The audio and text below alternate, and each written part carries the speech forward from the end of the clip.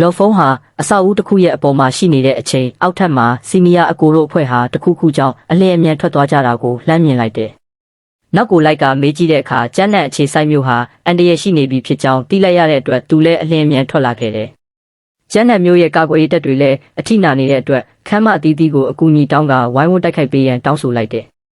စစ်နက်ဖျားနန်းတော်ကနေစစ်နက်ဖျားရန်နဲ့စီနီယာအကိုနှစ်ယောက်ကတိုက်ခိုက်ရေးဝတ်စုံအပြည့်နဲ့ထွက်လာတာကိုမြင်တဲ့အခါလော်ဖုံးလည်းသူ့ကိုပါခေါ်သွားရန်ပြောလိုက်တယ်။စစ်နက်ဖျားရန်ကတားရဲတွေဟာဘရင်အဆင့်တွေပါဝင်နိုင်တဲ့အတွက်လော်ဖုံးတို့အဆင့်နဲ့ဆိုလှုပ်ချိန်တောင်ရလိုက်မှာမဟုတ်ကြောင်းပြောကကြံနေခဲ့ဖို့ပြောလိုက်တယ်။လော်ဖုံးလည်းဒီတိုင်းဆိုလိုက်လို့ရမှာမဟုတ်ကြောင်းသိလိုက်တဲ့အတွက်မဟာမိတ်အဖွဲ့ကနေကျန်းနံကိုသွားမဲ့စေဝါထောက်ပံ့ရေးရင်ဘော်ကိုတိတ်တဆိတ်တက်ကလိုက်သွားခဲ့တယ်။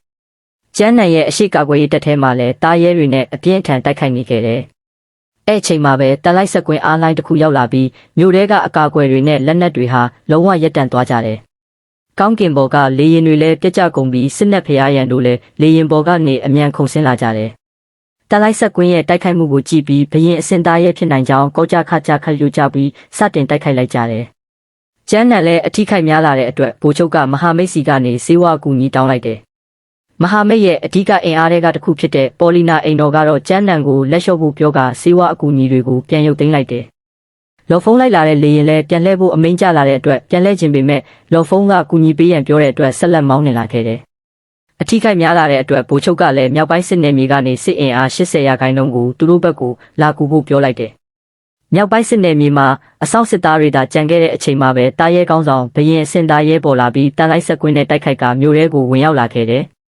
တာရဲကောင်းဆောင်ပေါ်လာတာကိုသတင်းကြားတဲ့အတွက်စစ်နက်ဖျားရန်တို့လည်းတာရဲရှိရာကိုအမြန်ထွက်လာခဲ့ကြတယ်။လော်ဖုံးစီးလာတဲ့လေရင်လည်းတာရဲရဲ့တန်လိုက်ဆက်ကွင်းတိုက်ခိုက်မှုကြောင့်ပြတ်ကျသွားခဲ့တယ်။မဟာမိတ်ရဲ့လေရင်ပြတ်ကျသွားတဲ့အတွက်စစ်နက်ဖျားလီဟောက်တို့လည်းဒေါသထွက်နေကြပြီးလော်ဖုံးကြောင့်ပြတ်ကျတာဖြစ်ကြောင်းသိလိုက်ရတဲ့အခါပုံမိုဒေါသထွက်လာကြတယ်။ကျန်းတဲ့မျိုးရဲ့အချိန်နဲ့တပြေးညီစောင့်ကြည့်ရေးကင်မရာတွေကိုချိတ်ဆက်ဖို့ပြောလိုက်ပြီးလော်ဖုံးကိုစောင့်ကြည့်နေခဲ့ကြတယ်။လော်ဖုံးဟာအပြက်စီးတွေကြားကပြည်သူတွေကိုကယ်တင်လိုက်ပြီးတားရဲစီဦးတီကပြေးသွားလိုက်တယ်။ဂရိတ်စင်တွေကိုစိတ်ဝိညာဉ်နဲ့ထိန်းကတားရဲကိုစတင်တိုက်ခိုက်လိုက်တယ်။ဒါကိုစောင့်ကြည့်နေတဲ့စစ်နက်ဖျားရန်တို့ကလော်ဖုံးဟာစိတ်ဝိညာဉ်ပညာရှင်ဖြစ်ကြောင်းသိလိုက်ရပြီဖြစ်တဲ့အတွက်ဒေါသထွက်နေကြပြီးချက်ချင်းသွားတတ်ဖို့လုပ်ကြတယ်။ဒါပေမဲ့အခုချိန်မှာလော်ဖုံးဟာအကုန်လုံးကစောင့်ကြည့်နေကြတဲ့ကျန်းတဲ့မျိုးရဲ့သူရဲကောင်းဖြစ်နေတဲ့အတွက်လက်စားချေမဲ့အစီအစဉ်ကိုနောက်မှလုပ်ဖို့ဆုံးဖြတ်လိုက်တယ်။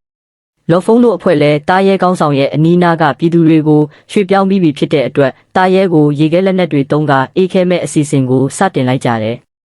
စစ်သားတွေနဲ့လေရင်တွေတုံးကတာရဲကိုဝိုင်းဝန်းပစ်ခတ်ကြတဲ့အတွက်မကြခင်မှာပဲတာရဲလည်းအေးခဲသွားခဲ့တယ်။ဒါပေမဲ့အေးခဲလက်နက်ဟာတာရဲကိုတပ်ပစ်နိုင်မှာမဟုတ်ပဲအချိန်ခဏထိန်းထားဖို့အတွက်သာဖြစ်တယ်။လော်ဖုံးဟာစိတ်ဝိညာဉ်ပညာရှင်ဖြစ်ကြောင်းသိလိုက်ရတဲ့အတွက်စစ်နက်ဖျားရန်တို့အဖွဲ့ကတော့အံ့ဩနေကြတယ်။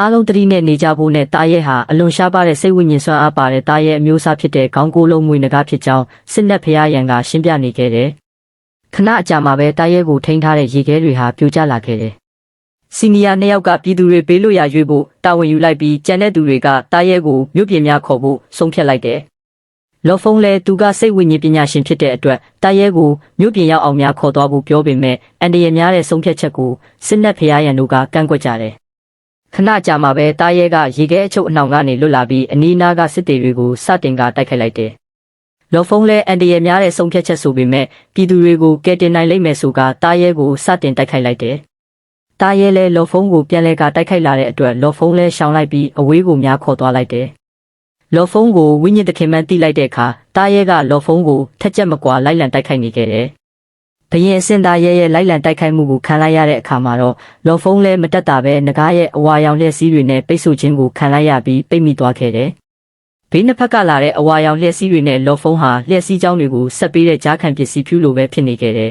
။ဟန်ချက်ပြတ်သွားတာနဲ့လော်ဖုံးလည်းပြမုံဖြစ်သွားမှာဖြစ်ကြောင်းစောင့်ကြည့်နေတဲ့စစ်နက်ဖျားလီဟောက်ကရက်ဆက်စွာပြုံးကပြောနေခဲ့တယ်။စစ်နက်ဖျားလီဟောက်ကစစ်ဖက်ဆိုင်ရာဂျိုတူးကနေတဆင့်လော်ဖုံးရဲ့ဝစ်စုံကိုဟပ်လိုက်တဲ့အတွက်ဟန်ချက်ပြတ်ကအဝါရောင်လျက်စီးတွေရဲ့ခန္ဓာကိုယ်ဖြတ်ကျော်စီးဆင်းတာခံရပြီးသတိမေ့မျောသွားခဲ့တယ်။ငကားသားရဲဟာလော်ဖုံးကိုအလွတ်မပေးပဲအနီရောင်လျက်စီးတွေနဲ့ထပ်မံကတိုက်ခိုက်လိုက်တယ်။လော်ဖုံးရဲ့ဝိညာဉ်ကိုလည်းစူးကျွန်တွေနဲ့ဝိညာဉ်တိုက်ခိုက်မှုလုပ်ကဝိညာဉ်စွမ်းအားတွေကိုစုပ်ယူဖို့လုပ်နေခဲ့တယ်။ဒါကိုသိလိုက်တဲ့အခါကြည်ရှမ်းကမ်းမကဆရာကျန်းလဲစစ်တီတယောက်စီကနေပောက်ကွဲစေတဲ့လက်နက်တစ်ခုကိုယူကာတားရဲစီကိုပြေးသွားလိုက်တယ်။ ဒါကိုသတိထားမိတဲ့သားရဲဟာသူ့ကိုတိုက်ခိုက်လိုက်ပြီးမျိုးချလိုက်တယ်။ခဏကြာမှတော့ကြီးမားတဲ့ပောက်ကွဲမှုတစ်ခုဖြစ်သွားပြီးသားရဲရဲ့ခေါင်းတစ်လုံးလည်းပျက်စီးသွားခဲ့တယ်။ဒါကိုအခွင့်ကောင်းယူကစစ်နက်ဖျားရန်တို့လည်းသားရဲကိုဝိုင်းဝန်းတိုက်ခိုက်လိုက်ကြတယ်။လော်ဖုံးလည်းပြန်လည်တတိယလာခဲ့ပြီးသားရဲရဲ့စိတ်ဝိညာဉ်တိုက်ခိုက်မှုကနေရုံထွက်ကနိုးထလာခဲ့တယ်။သားရဲရဲ့စိတ်ဝိညာဉ်တိုက်ခိုက်မှုကနေထွက်လာတဲ့အချိန်မှာပဲ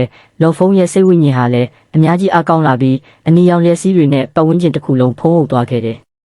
လော်ဖုံးကစိတ်ဝိညာဉ်ဓာတ်ပြန်တွေနဲ့မိုးကြိုးဓာတ်ကိုဆွဲယူလိုက်ပြီးထွက်လာတာကိုမြင်လိုက်ရတဲ့အတွက်အားလုံးလည်းအံ့ဩဝမ်းသာဖြစ်နေခဲ့ကြတယ်။လော်ဖုံးဟာအရှိန်နဲ့သားရဲစီပြေးသွားပြီးတိုက်ခိုက်လိုက်တယ်။အားကောင်းလာတဲ့စိတ်ဝိညာဉ်ကြောင့်လော်ဖုံးရဲ့အရှိန်နဲ့ခွန်အားဟာသားရဲကိုအထိနာအောင်တိုက်ခိုက်နိုင်ခဲ့တယ်။နဂါးရဲ့ခေါင်းတစ်လုံးချင်းစီကိုတိုက်ခိုက်ကစိတ်ဝိညာဉ်ဓာတ်ပြန်တွေနဲ့ခုတ်ပိုင်းလိုက်တယ်။ဓာတ်ပြန်6ခုကိုတစ်ခုတည်းပေါင်းစည်းလိုက်ပြီးသားရဲရဲ့ပါးစပ်ကနေခန္ဓာကိုယ်ထဲကိုဝင်ရောက်ကသားရဲရဲ့နှလုံးကိုဖျက်ဆီးပစ်လိုက်တယ်။ဒီမြင်ကွင်းကြောင့်စစ်နက်ဖျားလေးဟောက်တို့ကအကြီးကျယ်ဒေါသထွက်နေပေမဲ့ပြည်သူတွေကတော့အယမ်းကိုဝမ်းသာနေခဲ့ကြတယ်။နီးပြဆရာကျန်းရဲ့တေဆုံမှုအတွက်လော်ဖုံးကဝမ်းနဲ့နေပေမဲ့စစ်နက်ဖျားရန်ကအပိစကားပြောနေခဲ့တယ်။နောက်နေ့မှာတော့ဆရာကျန်းရဲ့ဇာပနာကိုလော်ဖုံးတက်ရောက်လာခဲ့ပြီးနောက်ထပ်ချစ်ရသူတွေထပ်မဆုံးရှုံးရအောင်ဒီထက်ပိုတန်မာလာမရမယ်ဆိုပြီးတွေးနေခဲ့တယ်။ဇာပနာကိုတက်လာတဲ့စစ်နက်ဖျားလေးဟောက်ကလော်ဖုံးနဲ့မျက်နှာချင်းဆိုင်ကတေမဲနေ့ကိုစောင့်နေဟုဆိုကပြောလိုက်တယ်။လော်ဖုံးလည်းဘာမှမပြောဘဲထွက်လာခဲ့ကမြို့ပြင်ကိုထွက်သွားခဲ့လိုက်တယ်။